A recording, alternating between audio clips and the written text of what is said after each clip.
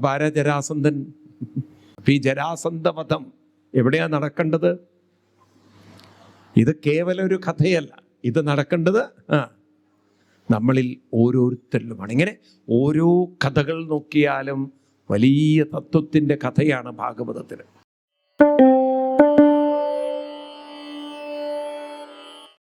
ഭാഗവതത്തിലെ ഒരു പ്രധാനപ്പെട്ട കഥയാണ് രാജസൂയ യാഗം.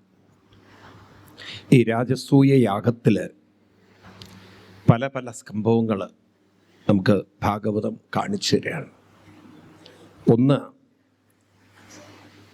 ആ കാലഘട്ടത്തിലെ, കൃഷ്ണൻ്റെ കാലഘട്ടത്തിലെ ഏറ്റവും ദുഷ്ട രാജാക്കന്മാരെ, അതായത് അധർമ്മത്തിന് പ്രാധാന്യം കൊടുത്ത, ധർമ്മത്തെ തീർത്തും വില കൽപ്പിക്കാത്ത ഒരാളായിരുന്നു ജരാസന്ധൻ.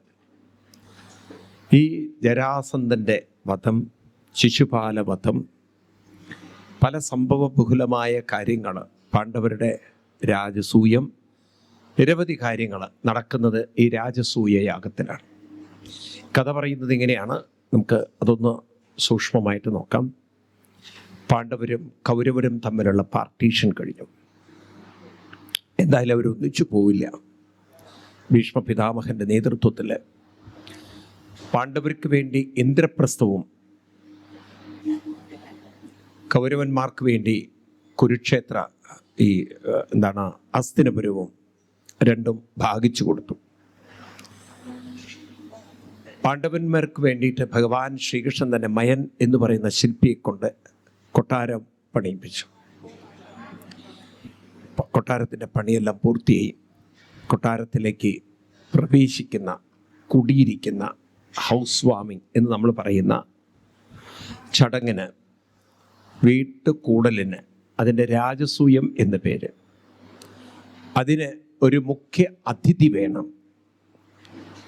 ആ ചടങ്ങിനെ പൂജിക്കാനായിട്ടൊരു ആൾ വേണം. പാണ്ഡവർ കൂടിയാലോചന നടത്തിയപ്പോൾ എല്ലാവർക്കും ആഗ്രഹം കൃഷ്ണനെ തന്നെ പൂജിക്കണം. കാരണം പാണ്ഡവരെ സംബന്ധിച്ച് അവരുടെ എല്ലാം കൃഷ്ണനാണ്. സഹദേവൻ അവതരിപ്പിച്ചു കൃഷ്ണനെ പൂജിക്കാം. ഒരുപാട് പ്രശ്നങ്ങളുണ്ടാവും. കാരണം ഭീഷ്മ പിതാമഹനുണ്ട്, ദ്രോണാചാര്യനുണ്ട്, കൃപാചാര്യരുണ്ട്, അതേപോലെ തന്നെ വേദവ്യാസ മഹർഷിയുണ്ട്. ഇങ്ങനെ അനവധി തലമുതിർന്ന ആളുകളുണ്ടായിട്ടും അവരിലൊക്കെ ചെറുപ്പം കൊണ്ടും അന്നത്തെ കാലഘട്ടത്തിൽ ഒരു കൃഷ്ണൻ പൊതു സമ്മതനായിട്ടുള്ള ഒരാൾ എന്ന രീതിയിൽ കൃഷ്ണനെ എടുക്കുമ്പോൾ പലർക്കത് ഇഷ്ടപ്പെടണമെന്നില്ല. എന്തായാലും നോക്കട്ടെ, രണ്ടും കൽപ്പിച്ച് പാണ്ഡവർ കൃഷ്ണനെ തന്നെ മുഖ്യ അതിഥിയായി സ്വീകരിച്ച് നാരദരെയാണ് കൃഷ്ണനെ ഇൻവൈറ്റ് ചെയ്യാൻ വേണ്ടി പറഞ്ഞയക്കുന്നത്. നാരദര് ദ്വാരകയിലെത്തി കൃഷ്ണൻ്റെ മുന്നിൽ അങ്ങാണ് രാജസൂയ യാഗത്തിൻ്റെ ആതിഥ്യം സ്വീകരിക്കുന്ന, പ്രധാന പൂജ സ്വീകരിക്കുന്ന ആൾ, അങ്ങ് അതിനങ്ങോട്ട് എത്തണം എന്ന് പറഞ്ഞപ്പോൾ, ഇത് പറഞ്ഞ് നാക്കെടുക്കുമ്പോഴേക്കും അവിടേക്ക് ഒരു ദൂതൻ വരികയാണ്. പൊട്ടി കരഞ്ഞിട്ട് പറഞ്ഞു, കൃഷ്ണ, അങ്ങയ്ക്കറിയാലോ, ജരാസന്ധനെക്കുറിച്ച് അങ്ങയ്ക്ക് അറിയുന്നതല്ലേ? 100 കണക്കിന് രാജാക്കന്മാരെ, നാട്ടുരാജാക്കന്മാരെ, കൊച്ചു രാജാക്കന്മാരെ പിടിച്ചു കൊണ്ടുപോയി കാരാഗൃഹത്തിൽ അടച്ചിട്ടിരിക്കുകയാണ് ജരാസന്ധൻ. അതും അതിൻ്റെ വർണ്ണന കേട്ടാൽ നമുക്ക് അത്രയും വിഷമം തോന്നും. ഇവരെ ഒരു മുറിയിൽ അടച്ചിട്ട് കുളിക്കാനുള്ള സൗകര്യമില്ല. ടോയ്ലറ്റൊക്കെ അതിൻ്റെ ഉള്ളിൽ തന്നെ. ഒരു 100 ആൾക്കാർ ഒരു സ്ഥലത്ത് ടോയ്ലറ്റ് ചെയ്താൽ അവസ്ഥ എന്താണ്? അവിടെ തന്നെ ഭക്ഷണവും കൊടുക്കുക. ആ മനുഷ്യന്മാരുടെ ദുരിതാലോചിച്ച് നോക്കൂ. ഇങ്ങനെ പല്ലും തേക്കാൻ പറ്റില്ല, കുളിക്കാനും പറ്റില്ല. മനസ്സിലായില്ലേ? ഒരു കാലത്ത് സുഖിച്ച് ജീവിച്ചവരാണ് നരകയാതനയിൽ കിടക്കുന്നത്. ദുർഗന്ധം കൊണ്ട് അടുക്കാൻ പറ്റാത്തത്. ഇത്രയും നരകം. കൃഷ്ണ, അവരെ ഒന്ന് അതിൽ നിന്ന് മോചിപ്പിക്കണം. അടുത്ത അമാവാസി ദിവസം ഇവരെ കാളിക്ക് ബലി കൊടുക്കാൻ കാത്തിരിക്കുകയാണ്. അപ്പം തൻ്റെ ജീവിതത്തിലെ എന്തോ ഒരു ദുരിതം തീരാൻ ആരോ പറഞ്ഞത്രേ 101 മനുഷ്യരെ ഗുരുതി കൊടുത്താൽ തീരുന്നു. ഈ ഗുരുതി കൊടുക്കാൻ വേണ്ടി കാത്തിരിക്കുകയാണ് ജരാസന്ധൻ. അവിടുന്ന് വേണം മോചിപ്പിക്കാന്നൊക്കെ അവർ പൊട്ടി കരഞ്ഞ്. ഭഗവാൻ അവിടെ കൂടിയിരിക്കുന്ന യാദവ പ്രമാണിമാരോട് ചോദിച്ചു, ഏയ് പ്രമാണിമാരെ, പ്രധാനികളെ, ഇവിടെ നാരദ മഹർഷി എന്നെ രാജസൂയത്തിന് ക്ഷണിക്കുന്നു. വേറൊരു വശത്ത് തന്നെ ജരാസന്ധൻ്റെ കസ്റ്റഡിയിലിരിക്കുന്ന പാവം കൊച്ചു രാജാക്കന്മാരെ ജീവൻ രക്ഷിക്കാൻ വിളിക്കുന്നു. ഇതിനേതിനാണ് ഞാൻ പോകേണ്ടത്? നിങ്ങളാണെങ്കിൽ എന്താ പറയുക? രാജസൂയത്തിന് പോണോ, ജീവൻ രക്ഷിക്കാൻ പോണോ? ഏതിനാ പോവാ? ഏതിനാ പറഞ്ഞേക്കുക? ഉറക്കെ പറയൂ. ജീവൻ രക്ഷിക്കാനല്ലേ? ആണോ? എല്ലാവരും ഒറ്റ ശബ്ദത്തോടു കൂടി പറഞ്ഞു അവിടുന്ന് ജീവൻ രക്ഷിക്കാം. ഭഗവാൻ കൃഷ്ണൻ ഉദ്ധവരോട് ചോദിച്ചു, ഉദ്ധവരെ, ഞാൻ എന്തിനാ പോകേണ്ടത്? കൈകൂപ്പിക്കൊണ്ട് പറഞ്ഞു, രാജസൂയത്തിന് പോകണമെന്ന്. എല്ലാവർക്കും അതൊരു ഷോക്കായിരുന്നു. അത് ഇത്രയും രാജാക്കന്മാർ ദുരിതം അനുഭവിക്കുമ്പോൾ ഭഗവാൻ രാജസൂയത്തിന് പോവേ. പുഞ്ചിരിച്ചുകൊണ്ട് ഭഗവാൻ പറഞ്ഞു, ഉദ്ധവർ പറഞ്ഞതാണ് ശരി, രാജസൂയത്തിന് പോവാം. അതാണ് കൃഷ്ണനും ഉദ്ധവരും തമ്മിലുള്ള ട്യൂണിങ്. അത്ര ഒരു ട്യൂണ്ടായിരുന്നു രണ്ടുപേരും. ഭഗവാൻ രാജസൂയത്തിന് പുറപ്പെടുകയാണ്. എന്തിനാണ് ഭഗവാൻ രാജസൂയത്തിന് പോയത്? കാരണം രാജസൂയത്തിൻ്റെ ചടങ്ങിൻ്റെ ഭാഗമായ ദിഗ്വിജയം എന്ന് പറഞ്ഞാൽ ഒരു ചക്രവർത്തിക്ക് കപ്പം കൊടുക്കണം. നാട്ടുരാജാക്കന്മാർ, കൊച്ചു രാജാക്കന്മാർ, അതിനവർ ഈ കപ്പം കൊടുക്കാൻ തയ്യാറാണോ അല്ലയോ എന്ന് തീരുമാനിക്കുന്നത് കുതിരകളെ അഴിച്ചുവിടും. ഓരോ ദിക്കിലേക്കും കുതിരയുടെ കൂടെ ആള് പോകും. കുതിരയെ പിടിച്ച് കെട്ടിയാൽ അവനെ തോൽപ്പിച്ചിരിക്കണം. കുതിരയെ കെട്ടുന്നില്ലെങ്കിൽ അതിനർത്ഥം ഞാൻ ആ രാജാവിൻ്റെ ചക്രവർത്തിയുടെ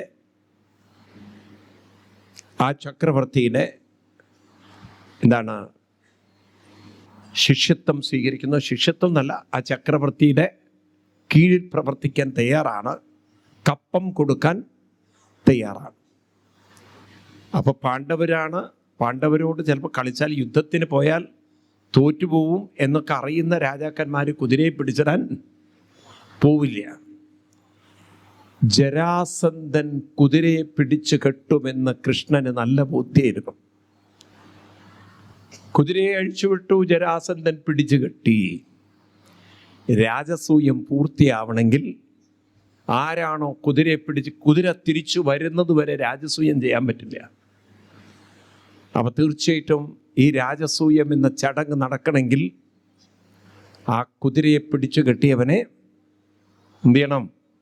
അതിനാണ് ഉദ്ധവർ പറഞ്ഞത് നമുക്ക് രാജസൂയത്തിനാണ് പോകേണ്ടത്. ഇത് അറിയാനുള്ള സൂക്ഷ്മ ബുദ്ധിയുള്ള ആളായിരുന്നു ആര്? ഉദ്ധവരും. അതാണ് കൃഷ്ണനോട് രാജസൂയത്തിന് പോണത്. ജരാസന്ധൻ പിടിച്ചു കെട്ടി. ഭഗവാൻ പറഞ്ഞു, ജരാസന്ധനെ യുദ്ധത്തിൽ തോൽപ്പിക്കൽ അത്ര എളുപ്പമല്ല. ഭീമസേനോട് പറഞ്ഞു, ഭീമസേന ജ്യേഷ്ഠനാണ്, പോവാം, നമുക്കങ്ങോട്ട് പോവാം. ഭീമസേനൻ അതൊരു ഭയങ്കര ഒരു ഗർവായിരുന്നു. കാരണം കൃഷ്ണൻ പോലും ജരാസന്ധനാൽ തോറ്റോടിയ ആളാണ്. എഴുത്തച്ഛൻ്റെ ഹരിനാമകീർത്തനത്തിൽ പറയില്ലേ, ഗർവിച്ച് നിന്നൊരു ജരാസന്ധനോട് നീ തോറ്റോടിയില്ലേ കൃഷ്ണ, ഇല്ലേ? എന്തിനാ നീ ഇങ്ങനെ ഓടിയത് എന്ന് ഹരിനാമകീർത്തനത്തിൽ എഴുത്തച്ഛൻ ചോദിക്കുന്ന രംഗമുണ്ട്. ഗർവിച്ചു നിന്നൊരു ജരാസന്ധനോട് പോരാ നിനക്കു ബലം. ഓർമ്മയുണ്ടോ വരികൾ?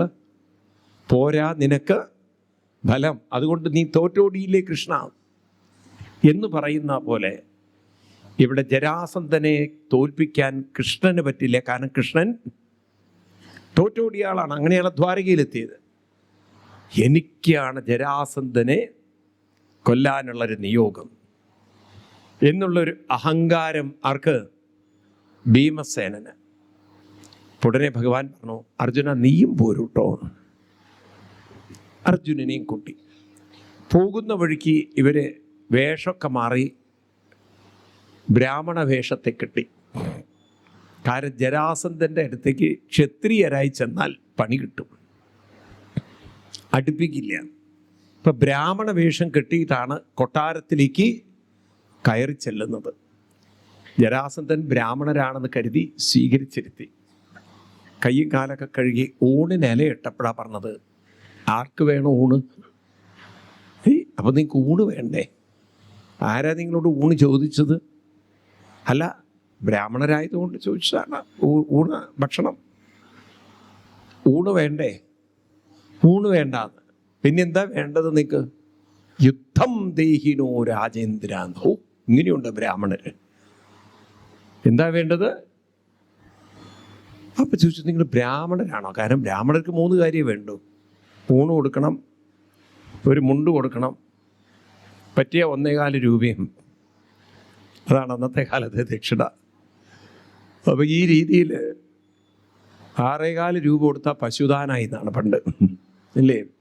ഇന്നിപ്പോൾ 6.25 കൊടുത്തു കഴിഞ്ഞാൽ പശുവിൻ്റെ നഖം പോലും കിട്ടില്ല. അപ്പം എന്ത് പറഞ്ഞ പോലെ കാലം പോയൊരു പോക്കേ. അപ്പോൾ ഇവിടെ യുദ്ധം ആരാണ് നിങ്ങൾ എന്ന് ചോദിച്ചപ്പോൾ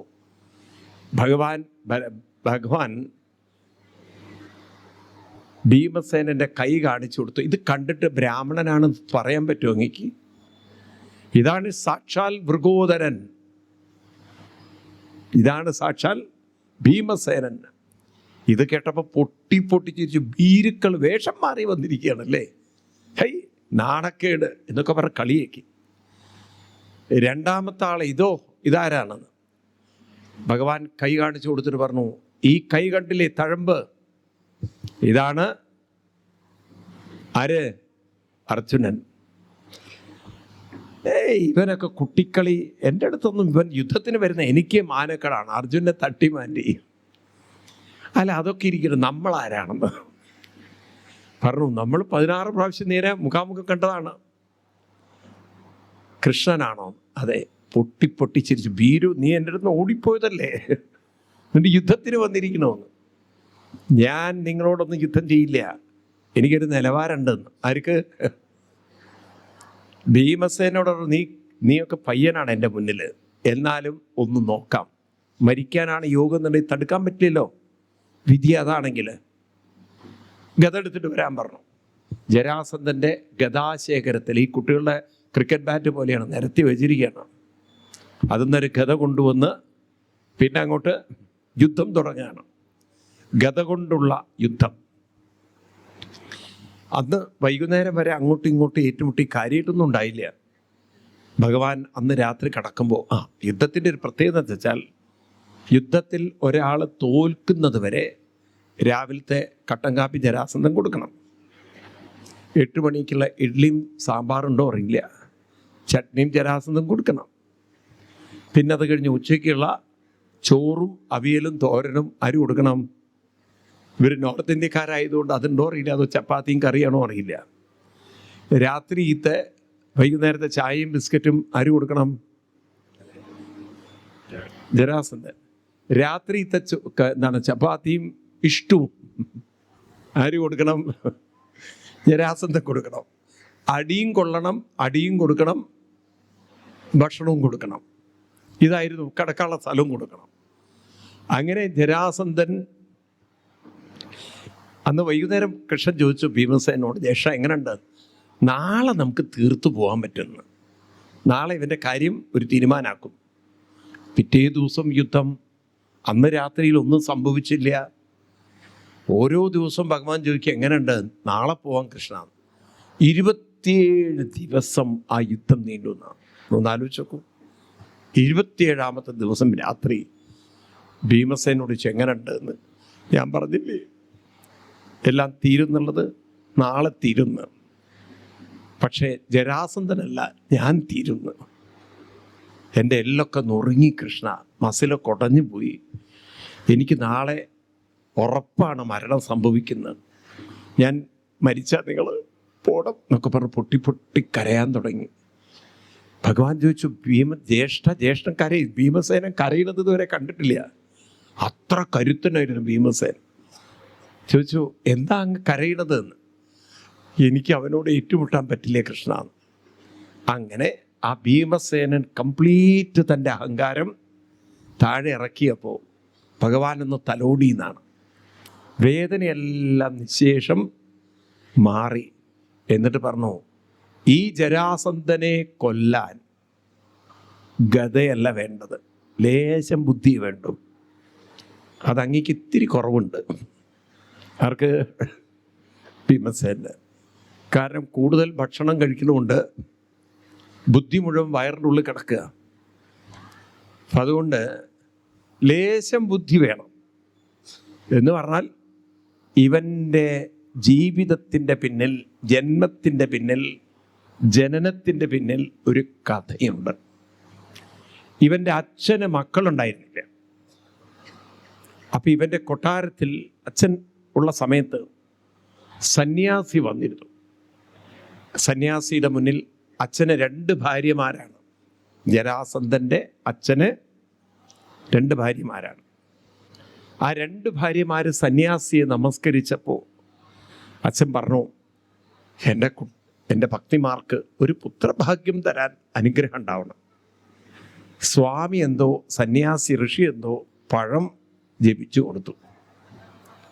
ഈ സ്ത്രീകൾ എന്താ വെച്ചാൽ, പണ്ട് രാമായണം വായിച്ചതിൻ്റെ ആവേശത്തിൽ പണ്ട് കൗസല്യാദേവിക്ക് പായസം കിട്ടിയപ്പോൾ അത് പകുത്തതുപോലെ ഈ പഴം 2ആയി പകുത്തു. ഒരു കുഞ്ഞ് വേണമെന്ന് പറഞ്ഞിട്ടാണ് ജരാസന്ധൻ്റെ അച്ഛൻ ചോദിച്ചത്. അതുകൊണ്ട് ഒരു പഴേ കൊടുത്തുള്ളൂ. ആ പഴത്തിനെയാണ്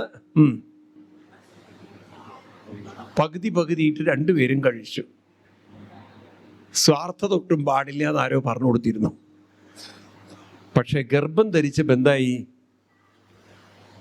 ഒരു കുഞ്ഞിക്കാല്, ഒരു കുഞ്ഞിക്കൈ, പകുതി ഭാഗം ഒരാൾ പ്രസവിച്ചു, പകുതി ഭാഗം മറ്റേ ആള്.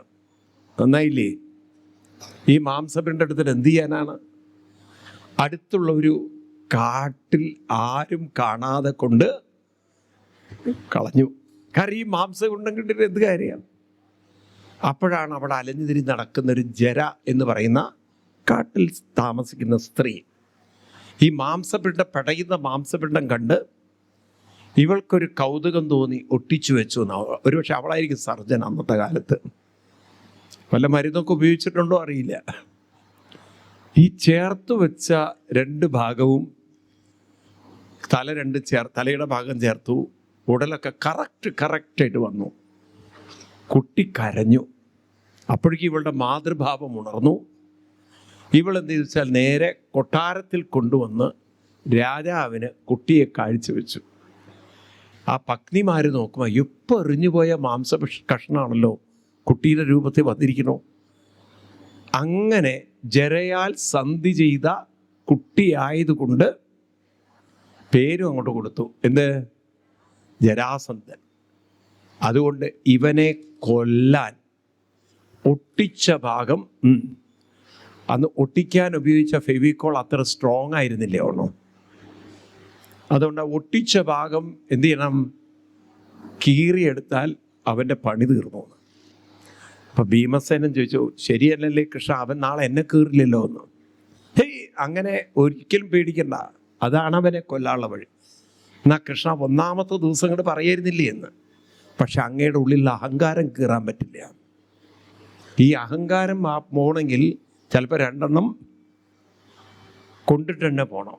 മനസ്സിലായില്ലേ? അങ്ങനെ അഹങ്കാരം പോകുള്ളൂ. അങ്ങനെ പിറ്റേ ദിവസം ആ ജരാസന്ധൻ്റെ തട്ടി തറിപ്പിച്ച് വീഴ്ത്തി ഒരു കാല് ചവിട്ടി മറ്റേ കാല് ഈ മുളയൊക്കെ കീറിയെടുക്കില്ലേ, ഒരൊറ്റ കീറലാണ്. ദയ കടക്കുന്നു ജരാസന്ധൻ 2. അങ്ങനെയാണ് ജരാസന്ധനെ ഭീമസേനൻ വധിക്കുന്നത്. ജരാസന്ധനെ വധിച്ച് ആ ജയിലിൽ കടക്കുന്ന രാജാക്കന്മാരെ അടുത്തേക്ക് പോകാൻ പറ്റില്ല. കാരണം അത്രയും നല്ല സുഗന്ധം, ദുർഗന്ധത്തിൻ്റെ ഹൊറിബിൾ. അവരെയൊക്കെ കുളിച്ചിട്ട് വരാൻ പറഞ്ഞു. നല്ല വസ്ത്രമൊക്കെ കൊടുത്തു. അവർ വന്ന് കൃഷ്ണൻ്റെ മുന്നിൽ സ്തുതിക്കുന്ന സ്തുതിയാണ് ഭാഗവതത്തിലെ സുപ്രസിദ്ധമായ പ്രധാനപ്പെട്ട ഭഗവാന്റെ സ്തുതി അല്ലെങ്കിൽ ആ നാമം. അതാണ് കൃഷ്ണായ വാസുദേവായ ഹരയേ പരമാത്മനേ പ്രണതക്ലേശനാശായ ഗോവിന്ദായ നമോ നമഃ. എല്ലാവരും ചൊല്ലു. കൃഷ്ണായ വാസുദേവായ ഹരയേ പരമാത്മനേ പ്രണതക്ലേശനാശായ ഗോവിന്ദായ നമോ നമഃ. കൃഷ്ണായ വാസുദേവായ ഹരയേ പരമാത്മനേ പ്രണതക്ലേശനാശായ ഗോവിന്ദായ നമോ നമഃ. ഇങ്ങനെ അവർ സ്തുതിക്കുന്നു ആ ജരാസന്ധനെ വധിക്കുന്ന കഥ. പിന്നെ രാജസൂയത്തിന് പോകുന്നതാണ്. ഈ കഥയും ഒരു ആധ്യാത്മിക കഥയാണ്. ഇപ്പം ജരാസന്ധൻ എന്നാൽ ജരയുമായി സന്ധി ചെയ്യപ്പെട്ട മനസ്സാണ് ജരാസന്ധൻ. മറക്കരുത്, നമ്മളൊക്കെ തന്നെയാണ് ജരാസന്ധന്മാർ. ജരാമരണമുള്ള ശരീരവുമായി മനസ്സെന്ന ജീവാത്മാവ് സന്ധിയിൽപ്പെട്ടിരിക്കുകയാണ്, പൊട്ടിപ്പിടിച്ചിരിക്കുകയാണ്. ഈ മനസ്സ് ശരീരത്തിൽ ഞാനെന്ന ഭാവത്തിൽ, ഇതാണ് ഞാനെന്ന ഭാവത്തിൽ, ഞാൻ ഈ ശരീരമാണെന്നുള്ള ഭാവത്തിൽ, ഞാൻ ഈ ശരീരത്തിൻ്റെ ഭാഗമാണെന്ന ഭാവത്തിൽ മുറുകെ പിടിച്ചിരിക്കുകയാണ്, ഒട്ടിയിരിക്കുകയാണ്. ശരീരത്തിൽ ഒട്ടിപ്പിടിച്ചിരിക്കുന്ന, ചേർന്നിരിക്കുന്ന മനസ്സ്, അതിനെയാണെന്ന് വിളിക്കുക ജരാസന്ധൻ. ജരയാൽ സന്ധി ചെയ്യപ്പെട്ട, ജരാമരണമുള്ള ശരീരത്തിൽ സന്ധി ചെയ്യപ്പെട്ട മനസ്സിനെയാണ് പറയൂ. അപ്പൊ ആരാ ജരാസന്ധൻ? ആരാ ജരാസന്ധൻ? നമ്മളൊക്കെ തന്നെയാണ്. ഈ ജരാസന്ധനെ ആ ശരീരത്തിൻ്റെ ചിന്തയിൽ നിന്നും വാസനകളിൽ നിന്നും മുക്തമാക്കണം. അതിന് പ്രയത്നം വേണം. ഈ പ്രയത്നമാണ് ഭീമസേനൻ എന്നത്. ആ പ്രയത്നമുണ്ടാവണമെങ്കിൽ ജ്ഞാനമുണ്ടാവണം. ജ്ഞാനമുണ്ടാവണമെങ്കിൽ അതിന് ജ്ഞാനം, അറിവ് വേണം. അറിവുണ്ടാവണമെങ്കിൽ, അറിവുറയ്ക്കണമെങ്കിൽ നമുക്ക് ഗുരു വേണം. ഇപ്പം കൃഷ്ണൻ എന്ന ഗുരുവും ആ കൃഷ്ണൻ്റെ നിർദ്ദേശമാകുന്ന സാധനയും ഭക്തിയും ചേർന്ന് പ്രയത്നം ചെയ്താൽ ഈ മനസ്സിനെ ജരാമരണമുള്ള ശരീരത്തിൽ നിന്നും മാറ്റി പരമാത്മബോധത്തിലേക്ക്, ഭാവത്തിലേക്ക് നമുക്ക് പടിപടിയായി ഉയർത്താം എന്ന് പഠിപ്പിക്കുന്ന കഥയാണ് ജരാസന്ധൻ്റെ വധം എന്ന് പറയുന്നത്. അപ്പോൾ ഈ ജരാസന്ധ വധം എവിടെയാണ് നടക്കേണ്ടത്? ഇത് കേവലം ഒരു കഥയല്ല, ഇത് നടക്കേണ്ടത് നമ്മളിൽ ഓരോരുത്തരിലുമാണ്. ഇങ്ങനെ ഓരോ കഥകൾ നോക്കിയാലും വലിയ തത്വത്തിൻ്റെ കഥയാണ് ഭാഗവതത്തിന്.